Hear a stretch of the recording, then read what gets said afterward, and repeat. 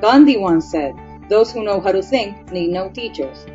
Well, according to the U.S. Census Bureau, we currently have 6.8 million teachers in this country. So apparently, we have some work to do. To talk more about this, I sat down with philosophy professor Kelly Nicholson. As a philosophy professor, will you consider yourself an expert on critical thinking? Well, most of my courses involve critical thinking in some way. Critical thinking really is probably essential to any kind of philosophy. So critical thinking is a good thing, correct?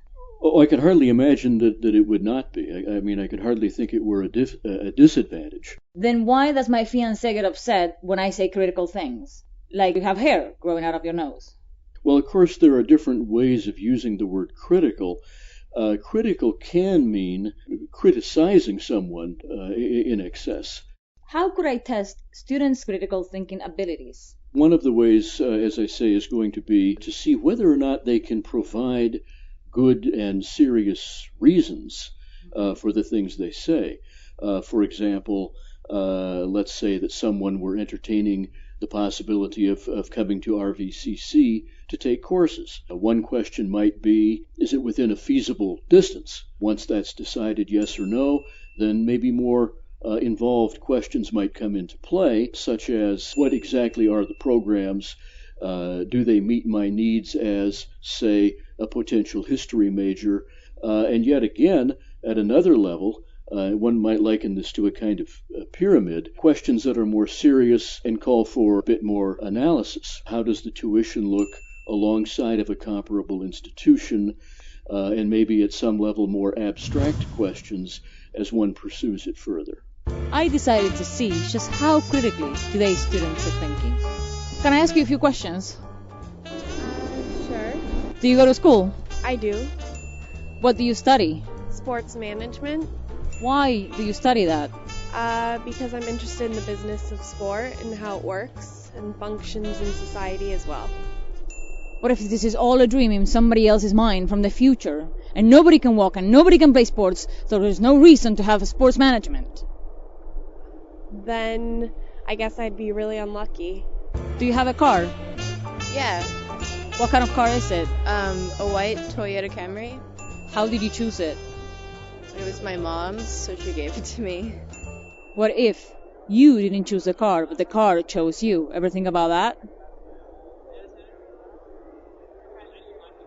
Do you have a pet? Yes, I have a pet with me now. What kind of pet is it? She's a miniature Schnauzer puppy. She's 5 months old. How did you decide on getting this particular pet? I was in Taiwan and I saw her and I bought her and I brought her back to New York.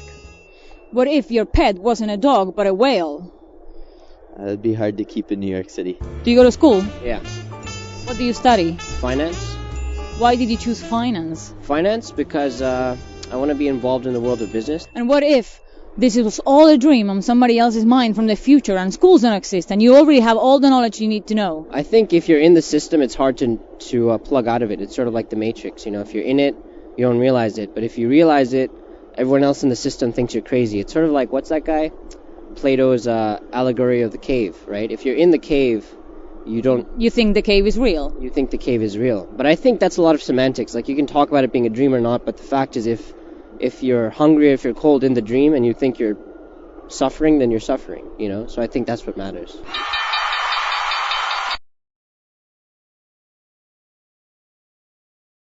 How can we become better critical thinkers?